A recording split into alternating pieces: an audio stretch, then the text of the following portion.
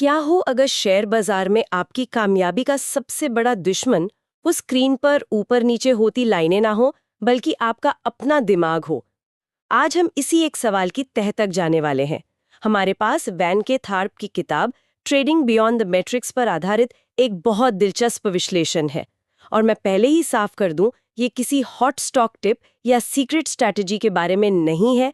ये उन दिमागी दीवारों के बारे में है जो हमें सफल होने से रोकती हैं। हम मैट्रिक्स जैसे कॉन्सेप्ट, हमारे विश्वास और कामयाबी के उस असली राज को समझने की कोशिश करेंगे जिसके बारे में ज्यादा लोग बात ही नहीं करते। बिल्कुल। और कमाल की बात यह कि ये फंडा सिर्फ ट्रेडिंग के लिए नहीं है, ये जिंदगी में हर जगह काम आता है।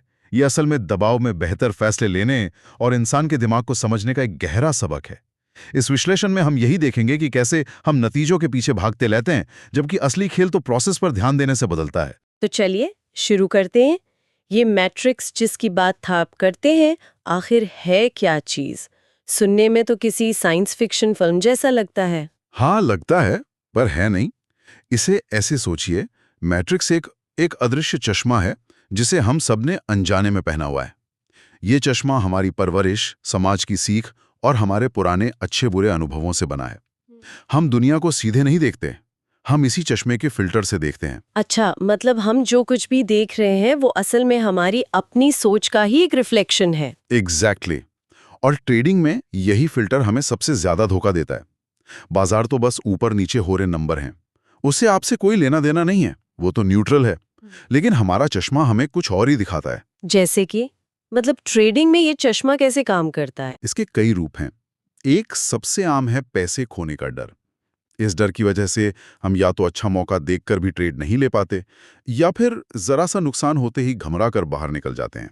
फिर एक और मजेदार चीज है जिसे कहते हैं लॉस अवर्जन। Loss aversion? हाँ, हमें 1000 रुपए कमाने की खुशी उतनी नहीं होती जितना 1000 रुपए खोने का दुख होता है। हाँ, ये तो होता है।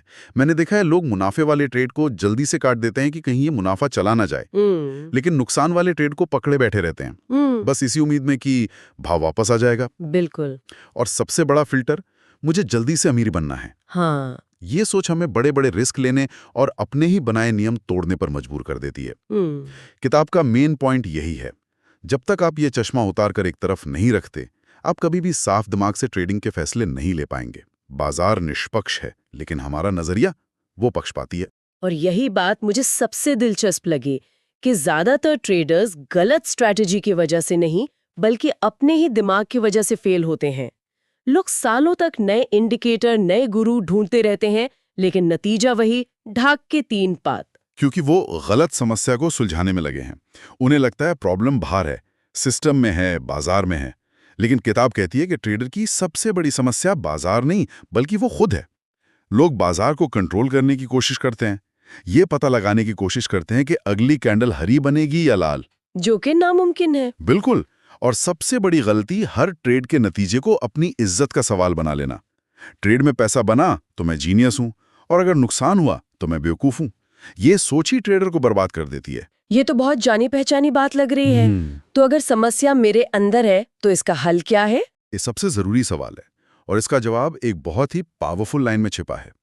ट्रेडिंग की समस्या बाजार में नहीं, ट्रेडर के दिमाग में होती है। इसका मतलब है कि समाधान के लिए बाहर नहीं, अंदर देखना होगा। जब तक कोई अपनी सोच नहीं बदलता, वो दुनिया की सबसे अच्छी स्ट्रैटेजी लेके भी पैसा नहीं बना सकता। असल में स्ट्रैटेजी तो कामयाबी का सिर्फ 10% हिस्सा है। सिर्फ 10%? तो बाकी 90% क्या है? बाकी 90% है आपकी साइकोलॉजी और आपका रिस्क मैनेजमेंट। और साइकोलॉजी की शुरुआत होती है उन छिपे हुए विश्वासों से जो हमें कंट्रोल करते हैं। ठीक है, तो ये छिपे हुए विश्वास क्या हैं? ऐसे कौन से आइडियाज हैं जो हमारे दिमाग में बैठे हैं और हमें नुकसान पहुंचा रहे हैं? ये अक्सर बहुत मामूली लगने वाली बातें होती हैं। जैसे एक बहुत आम विश्वास है, नुकसान उठाना बुरा है।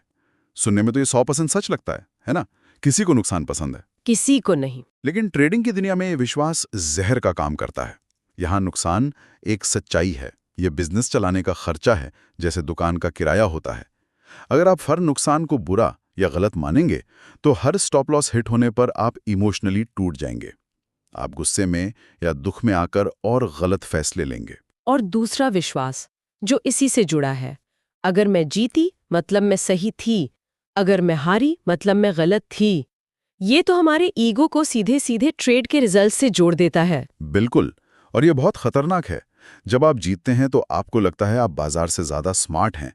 आपका आत्मविश्वास वो आत्मविश्वास नहीं रहता, अहंकार बन जाता है। फिर आप नियम तोड़ने लगते हैं, बड़ा रिस्क लेने लगते हैं। और जब आप हारते हैं तो आपका आत्मविश्वास इतना गिर जाता है कि आप अगला सही मौका लेने से भी डरने लगते हैं। तो इसका मतलब ये हुआ कि एक ट्रेड का नतीजा आपके ट्रेडर होने का रिपोर्ट कार्ड नहीं है। ना नहीं है, बल्कि बारिश के लिए हमेशा छाता लेकर तैयार रहना है। एक सफल ट्रेडर की सोच बिल्कुल अलग होती है। वो नतीजे से नहीं, प्रक्रिया से जुड़ा होता है। उसके लिए अच्छा ट्रेड वो है जिसमें उसने अपने सारे नियम माने, भले ही अंत में नुकसान क्यों ना हुआ हो।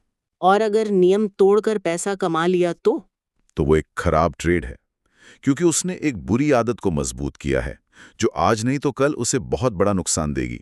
इसका सार यही है कि अपने आत्मसम्मान को, अपनी सेल्फ वर्थ को किसी एक ट्रेड के P&L से पूरी तरह अलग कर लेना। ये प्रक्रिया पर फोकस करने वाली बात तो समझ में आती है, लेकिन किताब में एक और आइडिया है जो मुझे थोड़ा हजम नहीं हुआ। वो कहते हैं कि क्या खरीदें, इससे ज्यादा जरूरी है कितना खरीदें। ये तो पूरी ट्रेडिंग की दुनिया की सोच के उल्टा है। इसका क्या मतलब है? ये उल्टा इसलिए लगता है क्योंकि हमारा मैट्रिक्स या हमारा चश्मा हमें हमेशा एंट्री पर फोकस करवाता है, कहाँ खरीदें, कब खरीदें। लेकिन थॉर्प कहते हैं कि ये सब सेकेंडरी हैं। असली खेल एंट्री या एग्जिट का नहीं, बल्कि पोजीशन साइजिंग का है। यानी आप हर ट्रेड में अपनी कुल पूंजी का कितना हिस्सा दांव पर लगा रहे हैं। मतलब ये कि पहले रिस्क तय करो, प्रॉफिट बाद में देखो। एग्जैक्टली। सोचिए, ट्रेडिंग में ऐसी कौन सी एक चीज है जो पूरी तरह आपके कंट्रोल में है? शायद मेरा स्टॉप लॉस, कहाँ पर मुझे निकलना है। सही। आप ये तय नहीं कर सकते कि स्टॉक ऊपर जाएगा या नीचे। आप ये भी तय नहीं कर सकते कि कितना प्रॉफिट होगा। लेकिन आप ये 100% तय कर सकते हैं कि अगर आप गलत हुए तो आप ज्यादा से ज्यादा कितना पैसा खोएंगे। यही आपका एकमात्र और सबसे बड़ा कंट्रोल है। और पोजीशन साइजिंग इसी कंट्रोल को इस्तेमाल करने का तरीका है। लेकिन एक मिनट, किताब में 1% रिस्क नियम की बात है। अगर मेरे पास 1,00,000 रुपए हैं तो इसका मतलब मैं एक ट्रेड पर सिर्फ 1,000 रुपए का जोखिम लूं। इससे तो कोई बड़ी कमाई होने में सालों लग जाएंगे। क्या ये तरीका बहुत ज्यादा सुरक्षित और धीमा नहीं है? बहुत अच्छा सवाल है, और यही वो जाल है जिसमें ज्यादातर लोग फंसते हैं। हाँ, ये तरीका धीमा लगता है, लेकिन ट्रेडिंग जल्दी अमीर बनो स्कीम नहीं है। ये लंबे समय तक खेल में टिके रहो का बिजनेस है। जब आपको पता है कि आप एक ट्रेड में अपनी कैपिटल का सिर्फ 1% ही खो सकते हैं, तो उस ट्रेड का डर आपके दिमाग से निकल जाता है। सही बात है। 1,000 रुपए के नुकसान से रात की नींद खराब नहीं होगी। बिल्कुल। और आप लगातार 5 या 10 ट्रेड हारने के बाद भी दिमागी तौर पर शांत रहेंगे और खेल में बने रहेंगे। लेकिन अगर आपने एक ही ट्रेड में 20% का रिस्क ले लिया और वो गलत हो गया, तो आप सिर्फ पैसा ही नहीं खोएंगे, आप अपना आत्मविश्वास भी खो देंगे। फिर आप डर के मारे या तो ट्रेडिंग छोड़ देंगे या फिर उस नुकसान की भरपाई के लिए और बड़े बेवकूफ़ी भरे रिस्क लेंगे। तो पोजीशन साइजिंग पैसा बनाने का टूल बाद में है, पहले ये खुद को बचाने का, सेल्फ प्रिजर्वेशन का सबसे बड़ा हथियार है। तो इसका मतलब ये हुआ कि किसी परफेक्ट या होली ग्रेल सिस्टम को खोजने का कोई मतलब नहीं है। मतलब ये है कि एक ठीक-ठाक सिस्टम पकड़ो और उस पर टिके रहो, अनुशासन के साथ। आपने पूरी बात का निचोड़ बता दिया। लोग सिस्टम बदलते रहते हैं क्योंकि उन्हें लगता है कि समस्या सिस्टम में है। वो एक ऐसा सिस्टम चाहते हैं जो कभी हारे ही ना। लेकिन ऐसा कोई सिस्टम होता ही नहीं है। हर सिस्टम में हारने वाले ट्रेड्स होंगे। कामयाबी का राज सिस्टम में नहीं, उस सिस्टम पर आंख बंद करके भरोसा करने और अनुशासन बनाए रखने में है। और शायद यहीं पर भावनात्मक स्वतंत्रता या इमोशनल फ्रीडम की बात आती है। हाँ, ये सब कुछ जुड़ा हुआ है। मैट्रिक्स से बाहर आने का, वो अदृश्य चश्मा उतारने का असली मतलब यही है। डर और लालच से आज़ाद होकर फैसले लेना। ये समझना कि नुकसान इस खेल का एक ज़रूरी हिस्सा है, आपके नाकामी का सबूत नहीं। जब आप इस लेवल पर पहुंच जाते हैं, तब आप बाजार को उसके असली रूप में देख पाते हैं, जो कि सिर्फ संभावनाओं का एक खेल है, कोई दुश्मन नहीं जिससे आपको लड़ना है। किताब में एक बहुत गहरी लाइन है। आप बाजार को ट्रेड नहीं करते, आप अपने विश्वासों को ट्रेड करते हैं। और उससे भी गहरी एक और लाइन है, आप ट्रेड नहीं करते, आप स्वयं को खोजते हैं। ट्रेडिंग एक आईने की तरह है। ये आपके डर, आपके लालच, आपके अहंकार, आपकी बेसब्री सबको साफ साफ दिखा देती है। अगर आप इन चीज़ों पर काम करते हैं तो सिर्फ आपकी ट्रेडिंग ही नहीं सुधरती, बल्कि आप एक इंसान के तौर पर भी बेहतर बनते हैं। ये पैसे कमाने के खेल से कहीं ज्यादा खुद को समझने और खुद को बेहतर बनाने का सफर बन जाता है। वाह!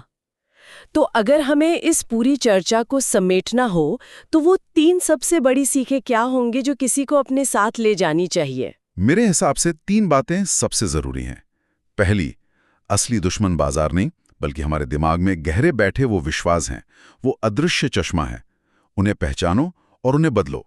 दूसरी, बाजार में असली आज़ादी भविष्यवाणी करने से नहीं, बल्कि अपने रिस्क को कंट्रोल करने से मिलती है। पोजीशन साइजिंग ही वो चाबी है। और तीसरी और सबसे जरूरी, सही सोच ही सही नतीजों को जन्म देती है। प्रक्रिया पर ध्यान दो, परिणाम अपने आप आ जाएगा। ये वाकई ट्रेडिंग और जिंदगी को देखने का एक बिल्कुल नया नजरिया है। और मैं सुनने वालों के लिए एक आखिरी सवाल छोड़कर जाना चाहूंगा। थार्प की ये सिद्धांत सिर्फ ट्रेडर्स के लिए नहीं है। जरा सोचिए, आपकी नौकरी में, आपके रिश्तों में या आपके किसी भी बड़े फैसले में ऐसा कौन सा छिपा हुआ मैट्रिक्स है जो आपके विकल्पों को कंट्रोल कर रहा है?